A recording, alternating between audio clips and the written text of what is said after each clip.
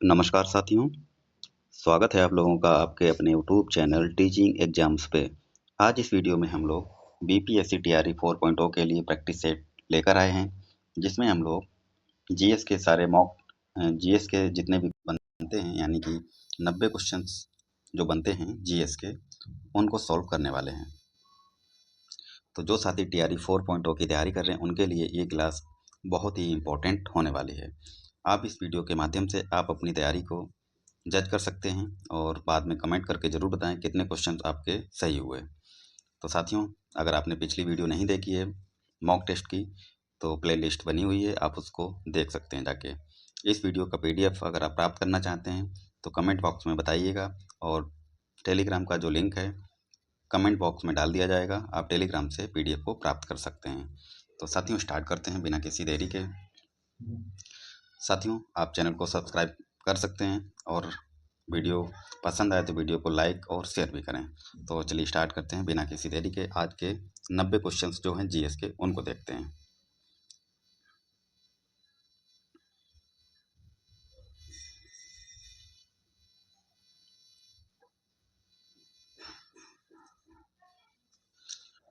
आज का जो पहला क्वेश्चन है, वह शासक कौन था जिसने राज सिंहासन पर बैठने के लिए अपने पिता बिंबिसार की हत्या की थी?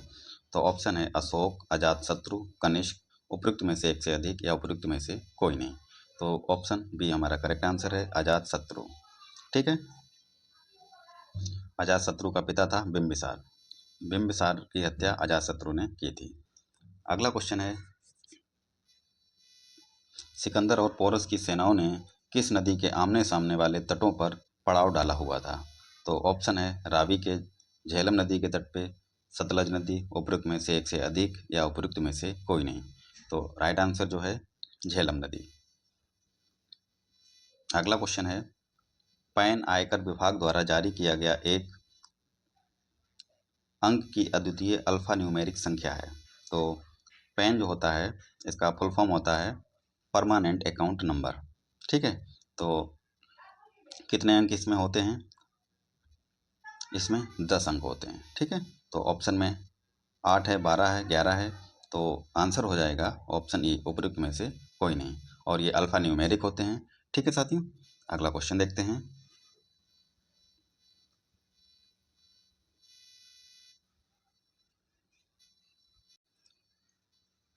उस गणतंत्र का नाम बताइए जो छठी शताब्दी ईसा पूर्व 8 राज्यों का एक संघ था।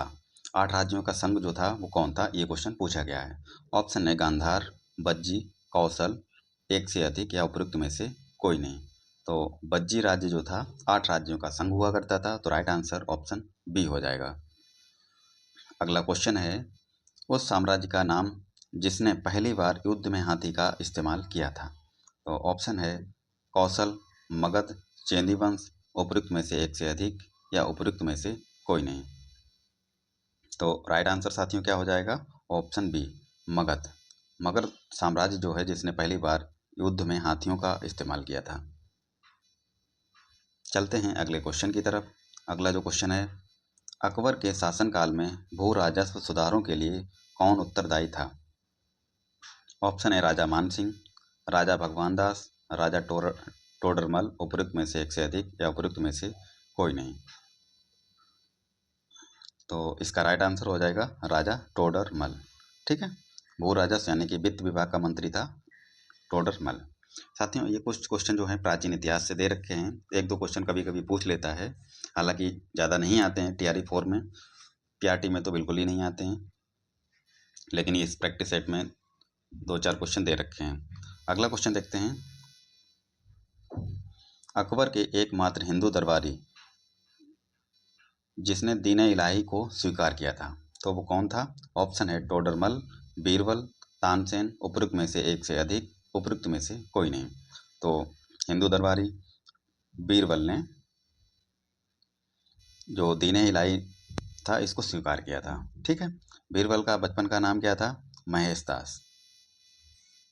महेश दास। ठीक है, अगला क्वेश्चन देखते हैं, अपने काल का महान संगीतज्ञ तानसेन किसके दरबार में था? ऑप्शन है जहांगीर, अकबर, शाहजहां, उपयुक्त में से एक से अधिक, या उपयुक्त में से कोई नहीं। तो किसके दरबार में था? अकबर के। राइट आंसर क्या हो जाएगा? Option B. अगला क्वेश्चन है साथियों, निम्नलिखित में से कौन शुद्ध घरेलू उत्पाद यानी कि एनडीपी की अवधारणा का सबसे अच्छा निरूपण है? एनडीपी की फुल फॉर्म क्या होती है?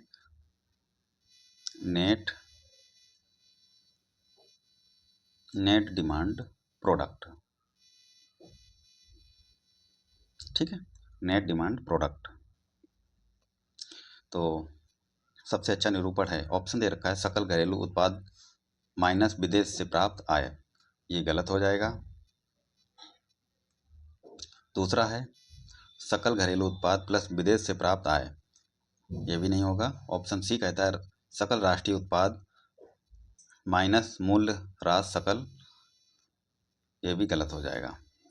तो राइट आंसर क्या होगा? ऑप्शन ई, उपयुक्त में से कोई नहीं। एनडीपी जो होता है, एनडीपी बराबर क्या होता है साथियों? जो जीडीपी होता है, जीडीपी यानी कि ग्रोस डोमेस्टिक प्रोडक्ट जो होता है, इसमें से मूल्य ह्रास को घटा देते हैं, जब मूल्य ह्रास कम करते हैं तो एनडीपी आता है। यानी कि शुद्ध घरेलू उत्पाद कब निकलता है? जीडीपी में से मूल्य ह्रास को कम कर देते हैं। तो ऑप्शन ई इसका करेक्ट आंसर हो जाएगा। अगला क्वेश्चन देखते हैं। क्वेश्चन है हमारा, निम्नलिखित में से कौन सी घटना तूफान के निर्माण के लिए जिम्मेदार है? ऑप्शन है उच्च तापमान और आर्द्रता, ये जिम्मेदार हो सकती है। दूसरा है ओरियोग्राफी, ये भी सही है। तीसरा है संघनन, ये भी सही है। तो राइट आंसर क्या हो जाएगा? उपयुक्त में से एक से अधिक। ठीक है। अगला क्वेश्चन है, साइमन कमीशन का भारत में विरोध किया गया, क्यों किया गया था, यह क्वेश्चन पूछा गया है। ऑप्शन ए कहता है यह भारत में सिविल आज़ादी का अवरोधक था, क्या ये सही बात है? दूसरा है इसने भारत विभाजन का प्रस्ताव रखा। तीसरा है इसके सभी सदस्य अंग्रेज थे। चौथा है उपयुक्त में से एक से अधिक, उपयुक्त में से कोई नहीं। तो भारत में इसका विरोध क्यों हुआ था साइमन कमीशन का? क्योंकि इसके सभी सदस्य जो थे अंग्रेज हुआ करते थे, इसमें एक भी भारतीय शामिल नहीं था। ठीक है, इस वजह से इसका विरोध किया गया था और इसको श्वेत कमीशन भी कहा गया था, श्वेत कमीशन। साइमन कमीशन को क्या बोला गया? श्वेत कमीशन, क्योंकि सारे सदस्य जो थे इसके अंग्रेज हुआ करते थे, जिसमें एक भी भारतीय शामिल नहीं था, इस वजह से इसका विरोध किया गया था। अगला क्वेश्चन देखते हैं, ब्रह्म समाज का संस्थापक कौन था? ऑप्शन है स्वामी दयानंद सरस्वती, ऑप्शन बी है ईश्वर चंद्र विद्यासागर, सी है राजा राम मोहन राय, उपयुक्त में से एक से अधिक या उपयुक्त में से कोई नहीं। तो इसका राइट आंसर क्या हो जाएगा? ब्रह्म समाज के संस्थापक राजा राम मोहन राय थे और इसकी स्थापना कब हुई थी? 1828 में। 1828 में ब्रह्म समाज की स्थापना की थी राजा राम मोहन राय के द्वारा। अगला क्वेश्चन है साथियों, ब्रिटिश सरकार के द्वारा निम्न स्थापित किए गए व्यापारिक केंद्रों को सही क्रम में लगाइए। तो ऑप्शन में है कलकत्ता, बॉम्बे, मद्रास या सूरत। अगला है बॉम्बे, मद्रास, सूरत, कलकत्ता। तो साथियों ब्रिटिश ने सबसे पहले अपना जो व्यापारिक केंद्र था सूरत में स्थापित किया था। ठीक है, सूरत के बाद में मद्रास में, मद्रास के बाद में कलकत्ता में, फिर बॉम्बे में यानी कि मुंबई में। तो ये भी गलत हो जाएगा। तो इसका राइट आंसर ऑप्शन ई होगा, क्योंकि पहले सूरत किया था, फिर मद्रास में, फिर कलकत्ता में, उसके बाद बॉम्बे में किया था। तो ये भी ऑप्शन गलत हो जाएगा। ठीक है, राइट आंसर क्या है? उपयुक्त में से कोई नहीं। चलते हैं अगले क्वेश्चन की तरफ साथियों। 1857 का विद्रोह किसके द्वारा प्रारंभ किया गया था? ऑप्शन है सिपाहियों के द्वारा, जमींदारों के द्वारा, किसानों के द्वारा, उपयुक्त में से एक से अधिक या उपयुक्त में से कोई नहीं।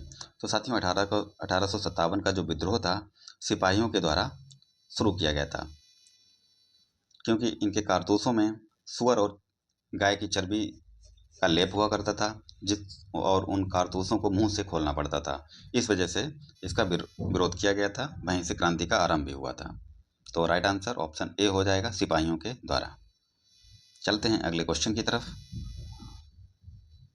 क्वेश्चन है हमारा, किसके द्वारा वर्ष 1905 में बंगाल का विभाजन किया गया था?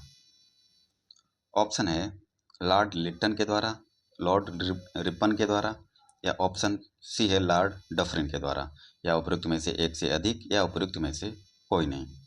तो साथियों, उस समय जब बंगाल का विभाजन हुआ था 1905 में, तो उस समय का जो वायसराय था कर्जन हुआ करता था। कौन? कर्जन। कर्जन उस समय का वायसराय था, तो इसके शासनकाल में बंगाल विभाजन हुआ था। बंगाल को दो भागों में बांटा गया था, पूर्वी बंगाल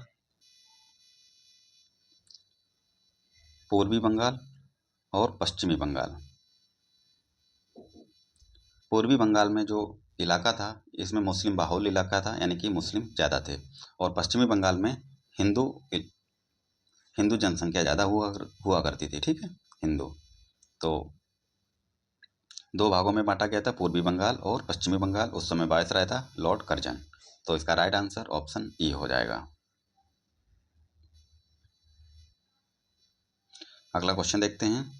होम रूल आंदोलन किसके द्वारा आरंभ किया गया था? ऑप्शन है एम के गांधी, बी जी तिलक, लॉर्ड डफरिन। अगला ऑप्शन देखते हैं। उपयुक्त में से एक से अधिक, या उपयुक्त में से कोई नहीं। तो साथियों, जो होम रूल आंदोलन है, ये बाल गंगाधर तिलक के द्वारा आरंभ किया गया था। ठीक है, राइट आंसर ऑप्शन बी है।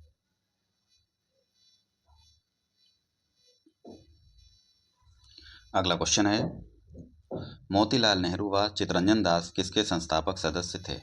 ऑप्शन है भारतीय कम्युनिस्ट पार्टी के, फॉरवर्ड ब्लॉक के, सामाजिक स्वराज पार्टी के, उपयुक्त में से एक से अधिक, या उपयुक्त में से कोई नहीं। तो मोतीलाल नेहरू और चितरंजन दास जो थे, स्वराज दल की स्थापना इन्होंने की थी। किसकी? स्वराज दल की। स्वराज दल। ठीक है, कब की थी? 1923 में। तो इसका राइट आंसर हो जाएगा ऑप्शन ई, उपयुक्त में से कोई नहीं। स्वराज दल की स्थापना कब हुई? 1923 में की। किसने की? मोतीलाल नेहरू और चितरंजन दास ने। ठीक है, चलते हैं अगले क्वेश्चन की तरफ साथियों। अगला जो क्वेश्चन है हमारा इंपॉर्टेंट है, ये कई बार टीआरई में पूछा गया है। वंदे मातरम किसके द्वारा लिखा गया था? ऑप्शन है रविंद्रनाथ टैगोर के द्वारा, शरत चंद्र बंदोपाध्याय के द्वारा, ऑप्शन सी है बंकिम चंद्र चट्टोपाध्याय के द्वारा, या फिर उपयुक्त में से एक से अधिक, या उपयुक्त में से कोई नहीं। तो वंदे मातरम जो है साथियों, बंकिम चंद्र चट्टोपाध्याय के द्वारा लिखा गया था। ठीक है, राइट आंसर ऑप्शन सी हो जाएगा। और बंकिम चंद्र चट्टोपाध्याय का एक उपन्यास था आनंद मठ। आनंद मठ। ठीक है, आनंद मठ से वंदे मातरम को लिया गया था। अगला क्वेश्चन देखते हैं।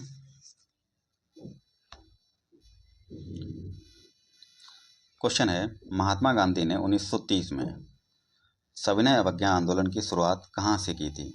ऑप्शन है साबरमती आश्रम से, अहमदाबाद से, पोरबंदर से, या फिर उपयुक्त में से एक से अधिक, या उपयुक्त में से कोई नहीं।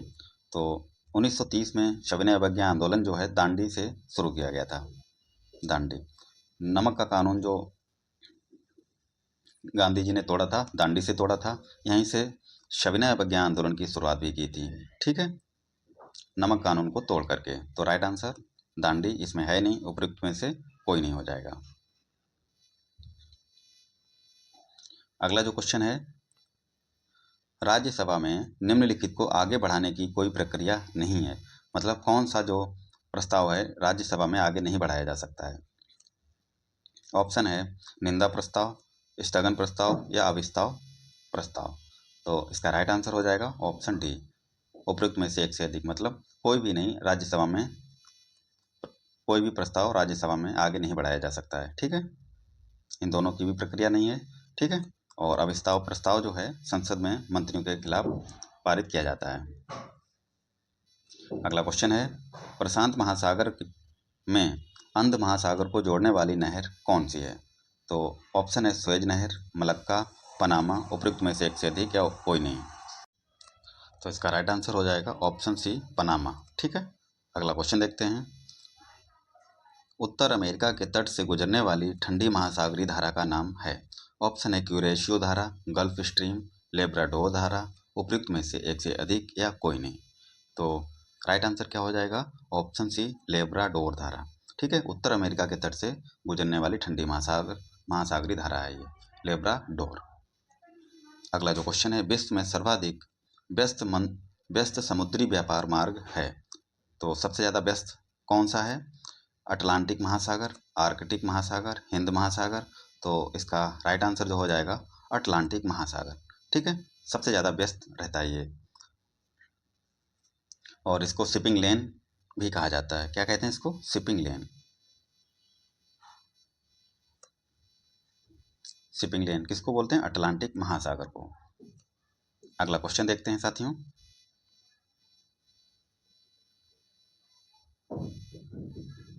टैगा का अर्थ है, ऑप्शन है पर्णपाती वन, शंकुधारी वन, घास स्थल, उपयुक्त में से एक से अधिक या उपयुक्त में से कोई नहीं। तो ऑप्शन बी हमारा करेक्ट आंसर हो जाएगा। शंकुधारी वन जो है टैगा का अर्थ है। ठीक है, शंकुधारी वन को शंकुधारी बायोम भी कहा जाता है। ठीक है, और ये विश्व का सबसे बड़ा बायोम भी है। कौन सा? टैगा। विश्व का सबसे बड़ा बायोम शंकुधारी वन। अगला क्वेश्चन देखते हैं।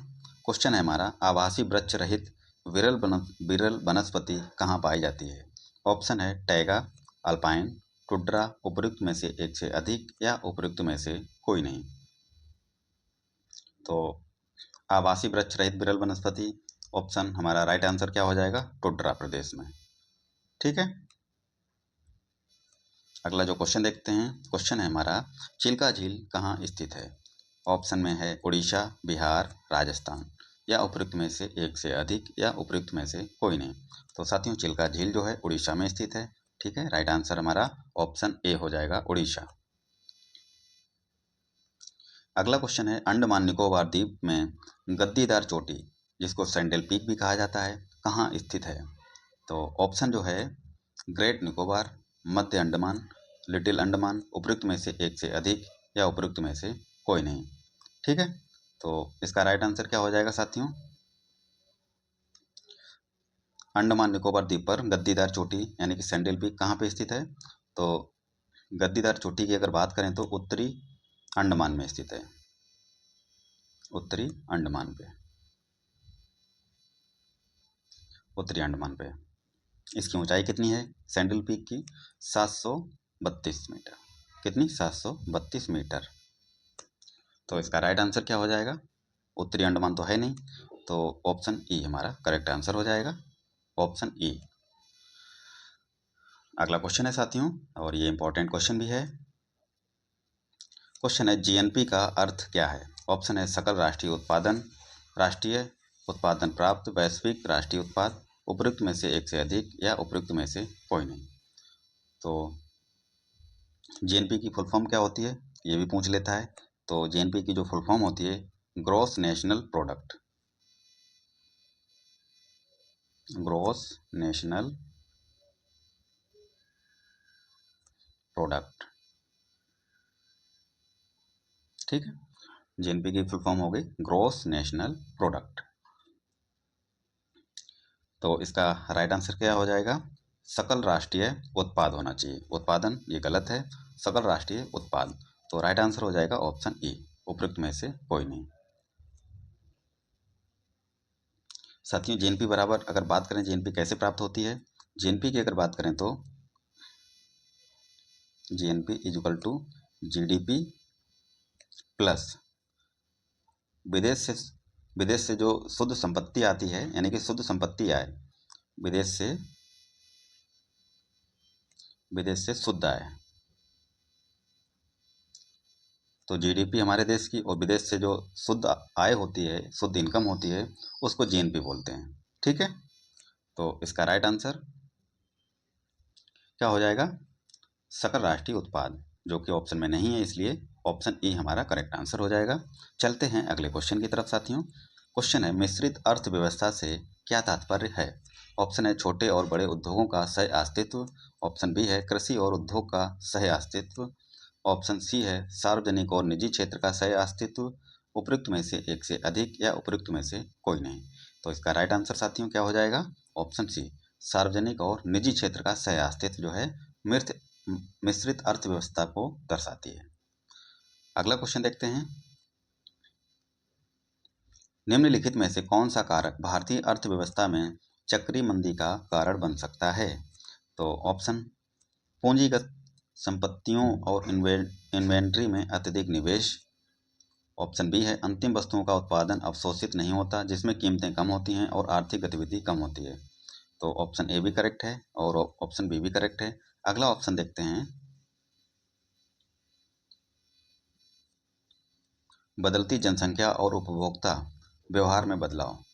तो या फिर उपयुक्त में से एक से अधिक। तो राइट आंसर दो ऑप्शन करेक्ट हैं, ए और बी, तो इस वजह से डी हमारा करेक्ट आंसर हो जाएगा, उपयुक्त में से एक से अधिक। अगला क्वेश्चन देखते हैं साथियों, निम्नलिखित में से भारत का वह राज्य कौन सा है जो गंधक यानी कि सल्फर के उत्पादन में आगे है?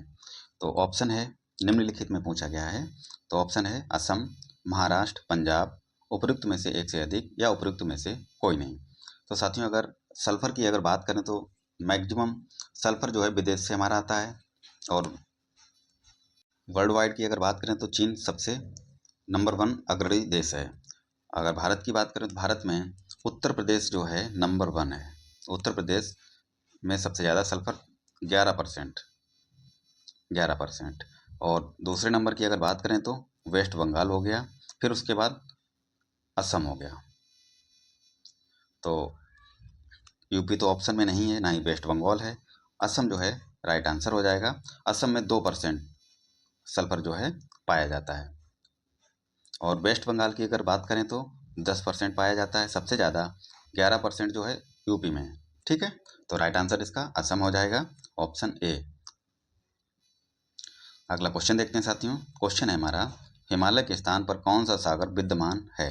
हिमालय के स्थान पर ऑप्शन है लाल सागर, अरब सागर, टेथिस सागर, उपयुक्त में से एक से अधिक या उपयुक्त में से कोई नहीं।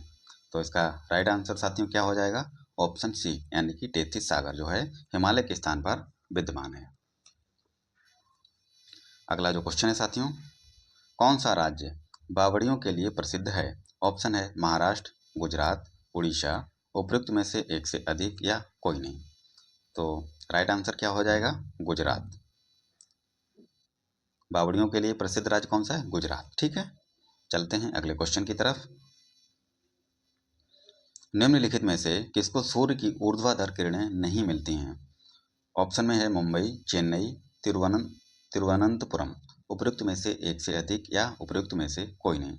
तो सूर्य की जो सीधी किरणें नहीं मिलती हैं वह कौन सा जगह है साथियों? तो ऑप्शन में मुंबई, चेन्नई और तिरुवनंतपुरम है, लेकिन राइट आंसर होना चाहिए श्रीनगर। श्रीनगर, श्रीनगर में जो सूर्य की किरणें होती हैं सीधी नहीं पड़ती हैं। ठीक है, तो राइट आंसर श्रीनगर है, ऑप्शन में है नहीं, तो राइट आंसर इसका ई हो जाएगा, यानी कि उपयुक्त में से कोई नहीं। अगला क्वेश्चन साथियों देखते हैं। क्वेश्चन है, निम्नलिखित में से कौन से राज्य की सीमा म्यांमार से नहीं लगती है? तो ऑप्शन है असम, मणिपुर, अरुणाचल प्रदेश, उपयुक्त में से एक से अधिक या उपयुक्त में से कोई नहीं। तो राइट आंसर असम हो जाएगा। असम की जो सीमा है म्यांमार से नहीं लगती है, बाकी मणिपुर से लगती है, अरुणाचल प्रदेश से भी लगती है। अगर अब बात करें तो नागालैंड से लगती है असम म्यांमार की सीमा, और वेस्ट बंगाल भी म्यांमार से लगता है। ठीक है, और इसके बाद करें त्रिपुरा, त्रिपुरा भी लगता है, और मिजोरम भी लगता है। ठीक है, मिजोरम और मेघालय, मेघालय। तो 1 2 3 4 5 6 7 म्यांमार से कितने राज्य लगते हैं? 7 राज्य। ठीक है, मणिपुर, अरुणाचल प्रदेश, नागालैंड, वेस्ट बंगाल, मिजोरम, मेघालय और त्रिपुरा। चलते हैं अगले क्वेश्चन की तरफ साथियों। अगला क्वेश्चन है हमारा, किसी वस्तु का मूल्य रुपए में व्यक्त किया जाना कहलाता है? क्या कहलाता है? ऑप्शन है कीमत, ऑप्शन बी है उपयोगिता, ऑप्शन सी है मूल्य। तो इसका राइट आंसर क्या हो जाएगा साथियों? ऑप्शन ए कीमत। क्या कहलाता है? कीमत कहलाता है। चलते हैं अगले क्वेश्चन की तरफ।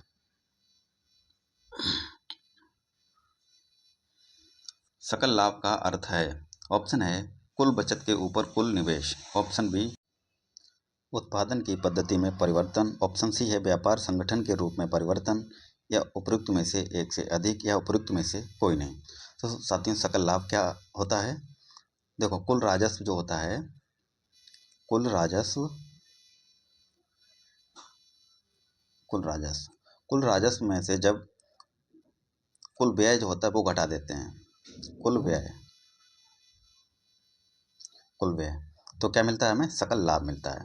यानी कि सकल लाभ बराबर कुल राजस्व माइनस कुल व्यय, ये कह सकते हैं हम। ठीक है, तो इसका राइट आंसर हो जाएगा ऑप्शन ई, उपरोक्त में से कोई नहीं। चलते हैं अगले क्वेश्चन की तरफ। क्वेश्चन है हमारा, विदेशी संस्थाओं द्वारा भारतीय कंपनियों का के शेयर एवं बॉन्ड खरीदने को कहते हैं, क्या कहते हैं? विदेशी प्रत्यक्ष निवेश, पोर्टफोलियो निवेश, संस्थागत निवेश, उपरोक्त में से एक से अधिक या उपरोक्त में से कोई नहीं। तो पोर्टफोलियो निवेश कहते हैं। ठीक है, राइट आंसर क्या हो जाएगा हमारा? Option B. अगला क्वेश्चन देखते हैं। क्वेश्चन है हमारा, निम्न में से कौन सी पंचवर्षीय योजना की वृद्धि दर उसकी लक्षित वृद्धि दर से ज़्यादा रही? तो ऑप्शन है 8वीं पंचवर्षीय योजना, चौथी, 5वीं या उपरोक्त में से एक से अधिक या उपरोक्त में से कोई नहीं। तो साथियों, 8वीं जो पंचवर्षीय योजना थी, इसकी जो लक्षित वृद्धि दर थी 5.6% थी। ठीक है, और वृद्धि दर रही कितनी? वो रही थी 6.8%, यानी कि लक्ष्य था 5.6% का और प्राप्त कितना हुआ? 6.8%। तो 8वीं पंचवर्षीय योजना हमारा राइट आंसर हो जाएगा, ऑप्शन ए। चलते हैं अगले क्वेश्चन की तरफ। क्योटो प्रोटोकॉल के तहत निम्नलिखित में से कौन सी ग्रीन हाउस गैसें शामिल नहीं हैं? ऑप्शन है carbon dioxide, ozone, sulphur dioxide, उपरोक्त में से एक से अधिक या उपरोक्त में से कोई नहीं। तो इसका राइट आंसर साथियों क्या हो जाएगा? ओजोन और सल्फर डाइऑक्साइड। तो उपरोक्त में से एक से अधिक हो जाएगा, ऑप्शन डी। अगला क्वेश्चन है, संघ सूची और समवर्ती सूची के विषयों पर कानून बनाने की शक्ति किसके पास है? लोकसभा, राज्यसभा, राज्य रक्षा मंत्रालय, प्रधानमंत्री कार्यालय, उपरोक्त में से एक से अधिक या उपरोक्त में से कोई नहीं। साथियों, संघ सूची और समवर्ती सूची जो है,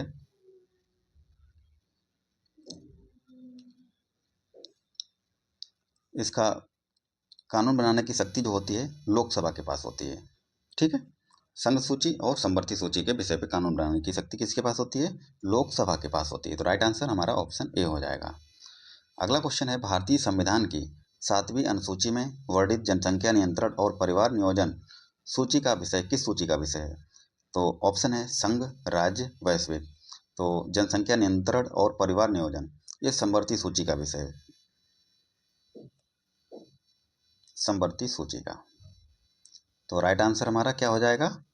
ऑप्शन ई, उपयुक्त में से कोई नहीं। ठीक है, अगला क्वेश्चन देखते हैं। भारतीय संविधान की 7वीं अनुसूची में वर्णित केंद्रीय खुफिया एवं जांच ब्यूरो किस सूची का विषय है? ऑप्शन देखते हैं। ऑप्शन है संघ सूची, राज्य, वैश्विक, उपयुक्त में से एक से अधिक या उपयुक्त में से कोई नहीं। तो ये संघ सूची का विषय है साथियों। ठीक है, अगला क्वेश्चन है हमारा, भारतीय संविधान की 7वीं अनुसूची में वर्णित भारतीय रिजर्व बैंक किस सूची का विषय है? तो ये ऑप्शन है संघ, राज्य, वैश्विक। तो ये संघ सूची का विषय है। ठीक है, आरबीआई। आरबीआई की स्थापना कब हुई थी? 1935 में।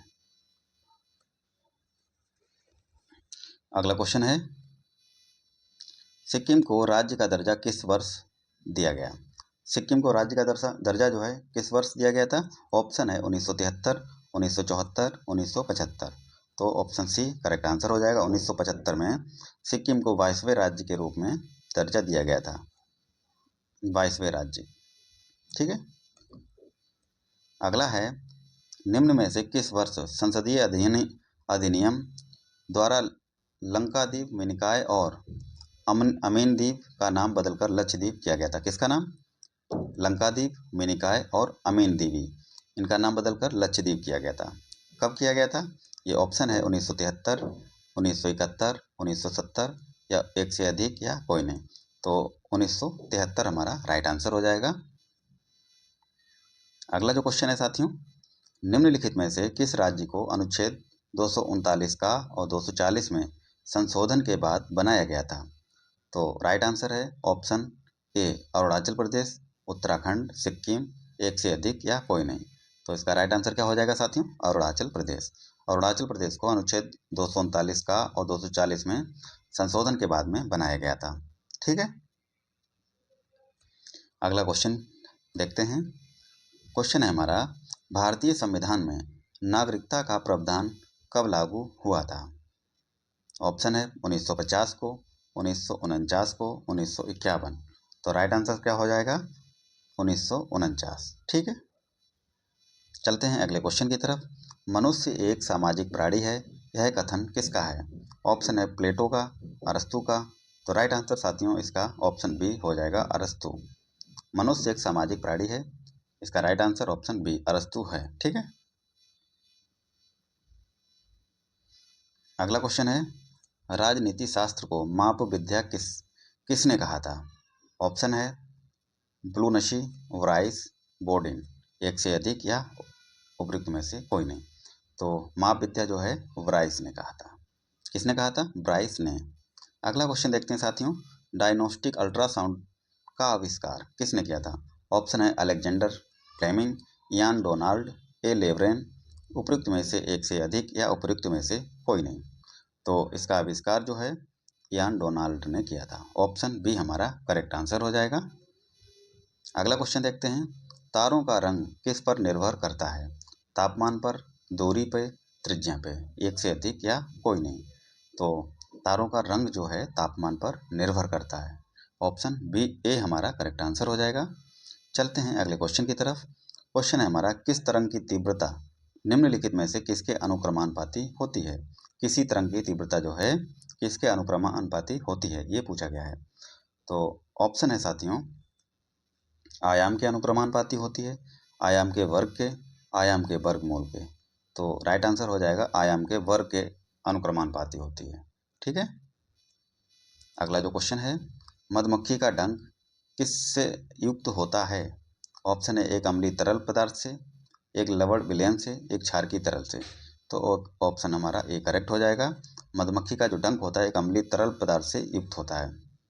ठीक है, ऑप्शन हमारा ए करेक्ट हो जाएगा। अगला क्वेश्चन देखते हैं, हीमोग्लोबिन निम्न में से किसके प्रति अधिक आकर्षण प्रकट करता है? ऑप्शन है हमारा SO2, CO2 या CO। तो राइट आंसर है हमारा ऑप्शन सी, कार्बन मोनोऑक्साइड। ठीक है, राइट आंसर सी हो जाएगा। अगला क्वेश्चन है, सिरके का रासायनिक नाम है एसीटोन, एसिटिक अम्ल, फॉर्मेल्डिहाइड। तो सिरके का रासायनिक नाम जो है एसिटिक अम्ल होता है। अगर इसके फार्मूले की बात करें तो रासायनिक नाम की CH3COOH। ठीक है, ये इसका सूत्र होता है।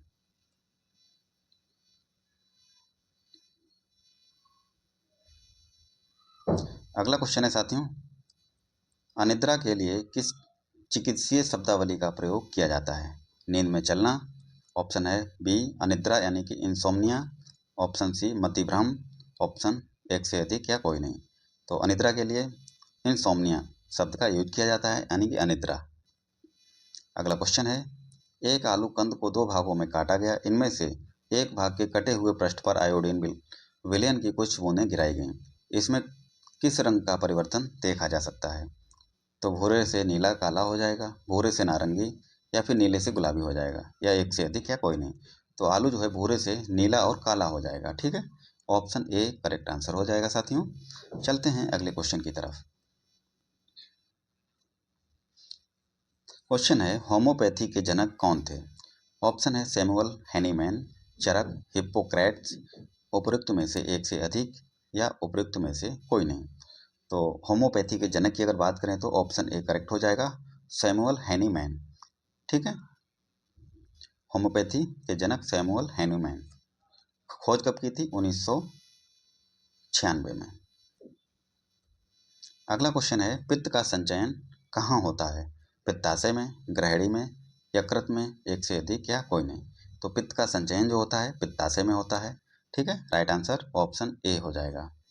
अगला क्वेश्चन है साथियों, स्वदेशी आंदोलन भारत में डैश के दौरान हुआ था? तो स्वदेशी आंदोलन जो है भारत में किसके दौरान शुरू हुआ था, ये पूछा गया है।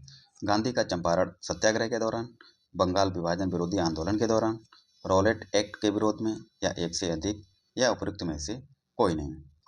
तो राइट आंसर साथियों क्या हो जाएगा? बंगाल विभाजन विरोधी आंदोलन के दौरान। ठीक है, इसी समय स्वदेशी आंदोलन भी हुआ था 1905 में। बंगाल विभाजन कब हुआ? 1905 में। अगला क्वेश्चन है 1916 के प्रसिद्ध लखनऊ समझौते पर डैश के बीच हस्ताक्षर किए गए थे। तो 1916 में लखनऊ समझौता होता है, किन के बीच में हस्ताक्षर किए गए थे। क्वेश्चन का आंसर क्या होगा? ऑप्शन है महात्मा गांधी और आगा खां, बाल गंगाधर तिलक और मोहम्मद अली जिन्ना। ऑप्शन सी है महात्मा गांधी और मोहम्मद जिन्ना। तो ऑप्शन बी करेक्ट हो जाएगा, बाल गंगाधर तिलक और मोहम्मद अली जिन्ना के बीच में हस्ताक्षर हुए थे, ये समझौता हुआ था। ठीक है, कब? 1916 में, लखनऊ में। इसको लखनऊ समझौता के नाम से भी जाना जाता है। अगला क्वेश्चन है साथियों, लंदन इंडियन सोसाइटी और ईस्ट इंडिया एसोसिएशन की स्थापना निम्नलिखित व्यक्तियों में से किसके द्वारा की गई? ऑप्शन देखते हैं। ऑप्शन है दादा भाई नौरोजी, गोपाल कृष्ण गोखले, लाला लाजपत राय, एक से अधिक या कोई नहीं। तो राइट आंसर दादा भाई नौरोजी हो जाएगा। साथियों, दादा भाई नौरोजी जो है कांग्रेस के 3 बार अध्यक्ष रहे थे। ये पूछा भी जाता है, कांग्रेस के 3 बार अध्यक्ष रहे थे दादा भाई नौरोजी। कब कब रहे थे? 1886 में, 1886 में, 1893 में, और तीसरी बार जो अध्यक्ष बने थे 1906 में, 1906 में। तो 1886 का जो सम्मेलन हुआ था, कहाँ पे हुआ था? ये कलकत्ता में हुआ था, कलकत्ता में। ठीक है, और 1893 का लाहौर में, लाहौर। 1906 वाला कहाँ हुआ था? ये भी कलकत्ता में। तो इसका राइट आंसर है लाला लाजपत दादा भाई नौरोजी, ऑप्शन ए। ठीक है,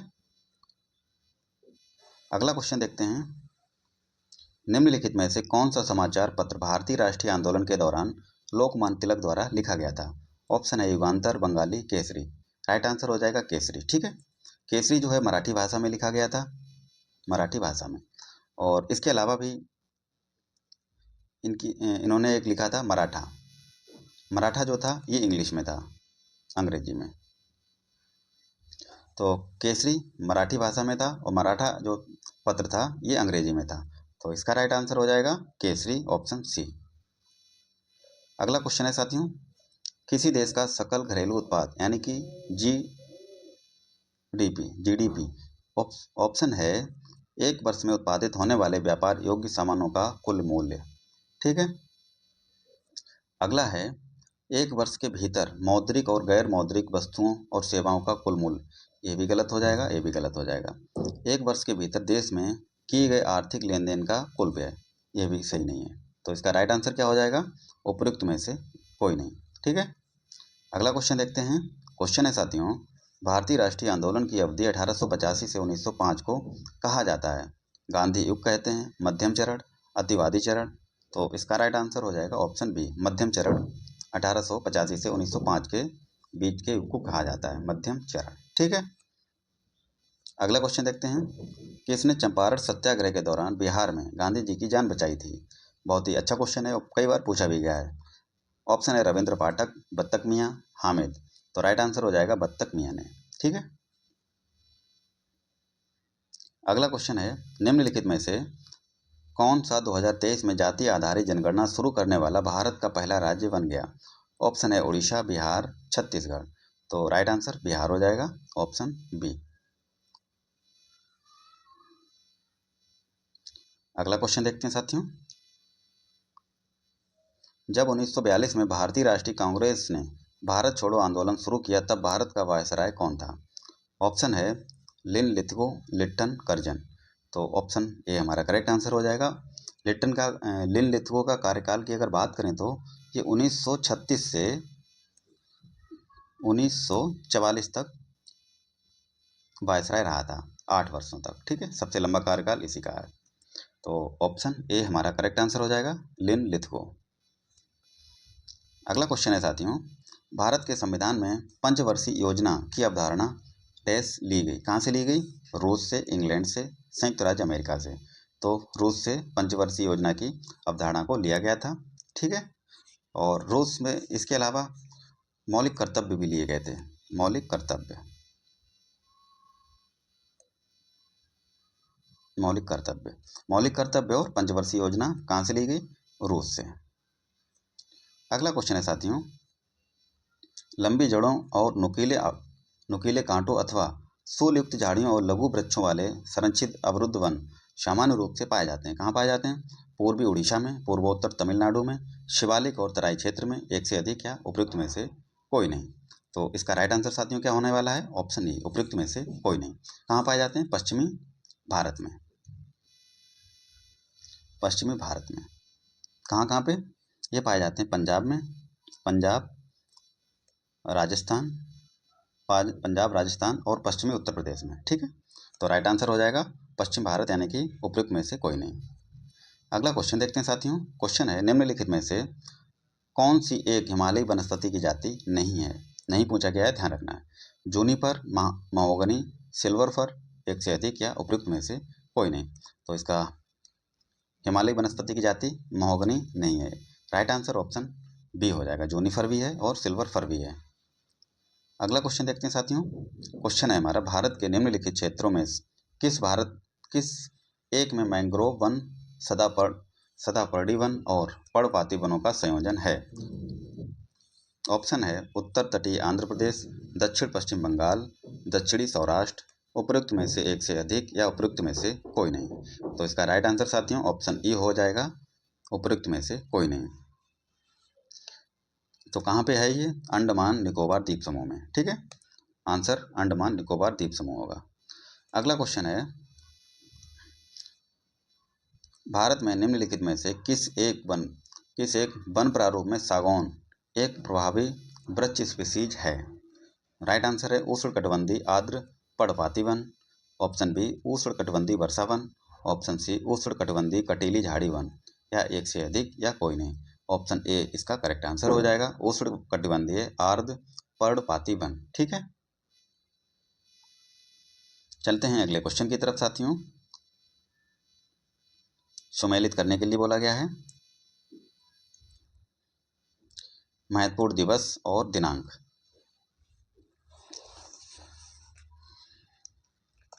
तो विश्व पर्यावरण दिवस कब मनाया जाता है साथियों? ये पूछा गया है। विश्व पर्यावरण दिवस की अगर बात करें तो ये 5 जून हो जाएगा इसका। विश्व वनकी दिवस की अगर बात करें तो 20 मार्च को मनाते हैं। और विश्व पर्यावास दिवस तो ये 3 अक्टूबर को मनाया जाता है। विश्व ओजोन दिवस की अगर बात करें तो 16 सितंबर को। ठीक है, यानी कि ए का 2, बी का 1, सी का 3 और सी का 4, डी का 3। तो इसका राइट आंसर हो जाएगा, ऐसा कोई ऑप्शन में नहीं है, उपयुक्त में से कोई नहीं हो जाएगा। ठीक है, अगला क्वेश्चन देखते हैं। देखिए, इसमें भी मिलान करने के लिए है, जैव मंडलीय आरक्षित क्षेत्र और किस राज्य में दिए गए हैं। ठीक है, जैव मंडलीय आरक्षित क्षेत्र जो है किस राज्य में स्थित है? तो देखते हैं। सिमलीपाल कहाँ पे है? सिमलीपाल की अगर बात करें तो ये उड़ीसा में। सिमलीपाल कहाँ पे है? उड़ीसा में। उड़ीसा में। दिबांग की अगर बात करें तो ये अरुणाचल प्रदेश में है।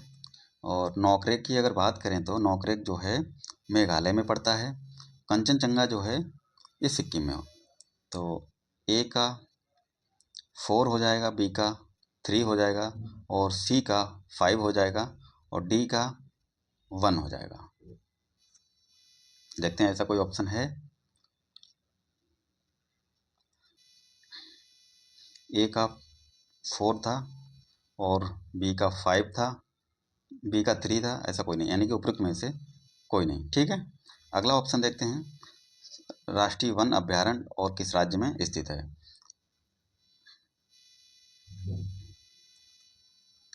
देखो, कांगेर घाटी राष्ट्रीय वन जो है कहाँ पे है?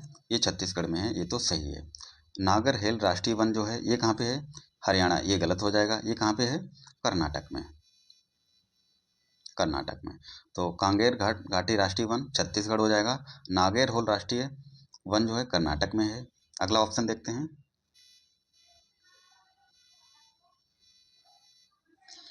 कुगती वन्यजीव अभ्यारण्य जो है ये कहाँ पड़ेगा?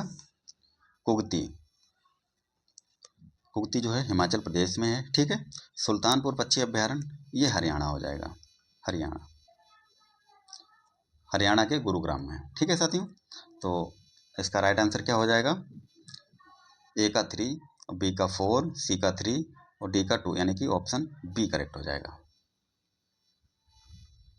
अगला जो है राष्ट्रीय पार्क, वन्यजीव अभ्यारण्य और राज्य, इसका मिलान करना है। देखते हैं। बोंडला वन्यजीव अभ्यारण्य, बोंडला वन्यजीव अभ्यारण्य जो है कहाँ पड़ता है? ये गोवा में है, यानी कि ऑप्शन ए का 4 हो जाएगा, गोवा। ठीक है। कांगेर घाटी की अगर बात करें तो ये छत्तीसगढ़ में पड़ता है।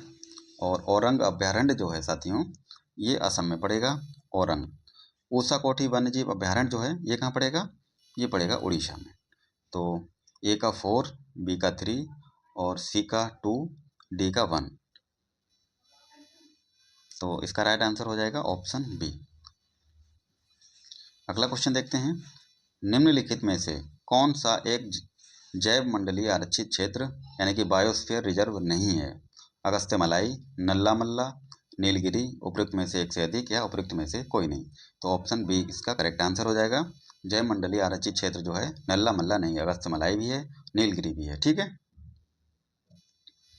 अगला क्वेश्चन है हमारा, बुंदाला जीव मंडल आरक्षित क्षेत्र, जिसे हाल ही में यूनेस्को में मानव तथा जीव मंडल मैन एंड बायोस्फीयर तंत्र में सम्मिलित किया गया, कहाँ स्थित है? ऑप्शन देखते हैं।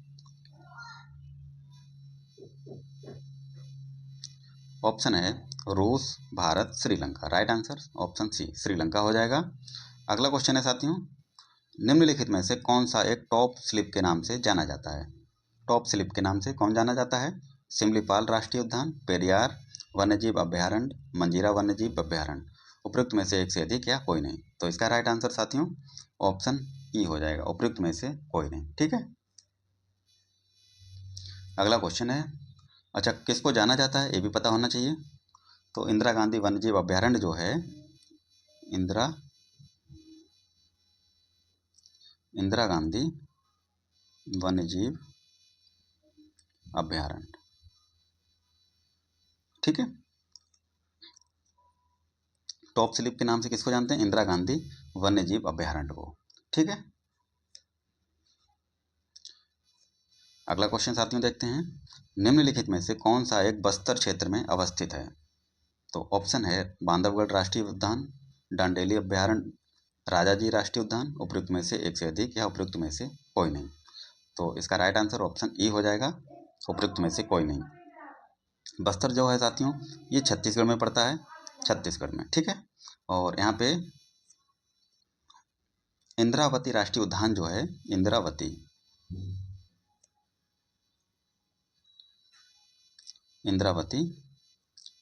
राष्ट्रीय उद्यान कहाँ पे?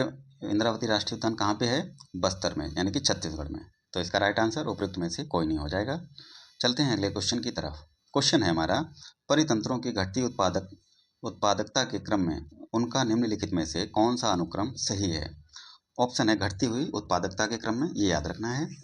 ऑप्शन है महासागर, झील, घास स्थल, मैंग्रोव। अगला है मैंग्रोव, महासागर, घास स्थल, झील। अगला है मैंग्रोव, घास स्थल, झील और महासागर। तो घटते हुए की अगर बात करें तो मैंग्रोव, महासागर, घास स्थल और झील, ये हो जाएगा ऑप्शन बी। अगला क्वेश्चन है साथियों, युग्मों पर विचार कीजिए। दंपा टाइगर रिजर्व मिजोरम, गुमटी की अगर बात करें, गुमटी वन्यजीव अभ्यारण्य सिक्किम। अगला है सारामती शिखर नागालैंड। उपरोक्त युग्मों में से कौन से युग्म सुमेलित हैं? तो सुमेलित पूछा गया है, कौन सा सुमेलित नहीं है ये देखते हैं। दंपा टाइगर रिजर्व मिजोरम में है, ये सही है बिल्कुल। ठीक है। और सारामती शिखर नागालैंड में है, ये भी सही है हमारा। और गुमटी वन्यजीव अभ्यारण्य जो है सिक्किम में नहीं है, ये कहाँ पे है? त्रिपुरा में, ठीक है। तो 1 और 3 हमारा सही आंसर हो जाएगा ऑप्शन सी। अगला क्वेश्चन है, निम्नलिखित में से कौन सा एक नेशनल पार्क इसलिए अनूठा है कि वह एक प्लवन यानी कि फ्लोटिंग वनस्पति से युक्त अनूप यानी कि स्वैप होने के कारण समृद्ध जैव विविधता को बढ़ावा देता है? Bhitarkanika national park, Keibul Lamjao national park, Keoladeo देवघाना नेशनल पार्क। तो ये हमारा ऑप्शन बी हो जाएगा, केवबुल लामजाओ नेशनल पार्क। ये कहाँ पे है? मणिपुर में है, मणिपुर में। ठीक है। अगला क्वेश्चन है, निम्नलिखित में से कौन सा एक ओजोन का अपक्षय करने वाले पदार्थों के प्रयोग पर नियंत्रण करने और उन्हें चरणबद्ध रूप से प्रयोग बाह्य करने यानी कि फेजिंग आउट के मुद्दे से संबंध है। ऑप्शन है ब्रेटन वुड्स सम्मेलन, मॉन्ट्रियल प्रोटोकॉल, क्योटो प्रोटोकॉल, एक से अधिक या कोई नहीं। इसका राइट आंसर है मॉन्ट्रियल प्रोटोकॉल। ठीक है, इसका 1 जनवरी 1989 को भारत सहित कितने देशों ने हस्ताक्षर किए थे? 46 देशों ने, जिसमें भारत भी शामिल था। ठीक है, कब? 1 जनवरी 1989 को मॉन्ट्रियल प्रोटोकॉल आया था। अगला जो क्वेश्चन है साथियों, निम्नलिखित में से कौन सा एक भारत का राष्ट्रीय जलीय प्राणी है? खारे पानी का मगरमच्छ, olive Ridley turtle, Ganga dolphin. तो राइट आंसर ऑप्शन सी है, गंगा डॉल्फिन जो है भारत का राष्ट्रीय जलीय प्राणी है। ठीक है, और इसको मान्यता कब दी गई थी? 5 अक्टूबर 2009 को। ठीक है, 5 अक्टूबर 2009 को गंगा डॉल्फिन को जलीय प्राणी घोषित किया गया था। अगला क्वेश्चन देखते हैं साथियों, निम्नलिखित में से कौन सा एक परितंत्र इकोसिस्टम शब्द का सर्वोत्तम वर्णन है? इकोसिस्टम शब्द की अगर बात करें यानी कि परितंत्र की, तो इकोसिस्टम शब्द की उत्पत्ति जो है किसने नाम दिया था? एजी टांसले ने नाम दिया था, एजी टांसले ने, ये याद रखना है। अगला ऑप्शन है एक दूसरे से अन्योन्य क्रिया करने वाले जीवों का एक समुदाय पृथ्वी का, ये गलत हो जाएगा। बी है ऑप्शन हमारा पृथ्वी का वह भाग जो सजीवों द्वारा आवासित है, ये भी गलत हो जाएगा। सही परिभाषा कौन करता है ये देखते हैं, जीवों का समुदाय और साथ ही पर्यावरण जिसमें वे रहते हैं, ये सही है। ऑप्शन सी हमारा करेक्ट हो जाएगा। अगला क्वेश्चन है biocarbon and initiative for sustainable forest landscape का प्रबंधन निम्नलिखित में से कौन करता है? एशियाई विकास बैंक, अंतर्राष्ट्रीय मुद्रा कोष, संयुक्त राष्ट्र पर्यावरण कार्यक्रम। ठीक है, या फिर उपयुक्त में से एक से अधिक या उपयुक्त में से कोई नहीं। तो इसका प्रबंधन जो है वर्ल्ड बैंक करता है साथियों, वर्ल्ड बैंक।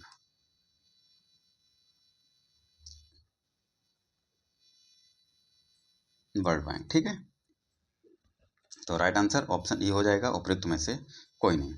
अगला है हमारा अविष्ट राष्ट्रीय निर्धारित अंशदान पद को कभी कभी समाचारों में किस संदर्भ में देखा जाता है? ऑप्शन है युद्ध प्रभावित मध्य पूर्व के शरणार्थियों को पुनर्वास के लिए यूरोपीय देशों द्वारा दिए गए वचन। अगला है जलवायु परिवर्तनों का सामना करने के लिए विश्व के देशों द्वारा बनाई गई कार्य योजना। अगला है एशियाई अवसंरचना निवेश बैंक की स्थापना करने में सदस्य राष्ट्रों द्वारा दिया गया पूंजी योगदान। तो इसका राइट आंसर साथियों क्या हो जाएगा? ऑप्शन बी हो जाएगा, जलवायु परिवर्तन का सामना करने के लिए विश्व के देशों द्वारा बनाई गई कार्य योजना है ये। ठीक है, तो साथियों ये थे आज के 90 क्वेश्चन, जो जीएस के सारे क्वेश्चन हमने सॉल्व कर लिए हैं। मिलते हैं अगली नई क्लास पे, और वीडियो को पूरा देखने के लिए आपका बहुत बहुत धन्यवाद। मिलते हैं अगली नई वीडियो पे, तब तक के लिए आप पढ़ते रहिए, मुस्कुराते रहिए और अपना ख्याल रखें। जय हिंद, वंदे मातरम।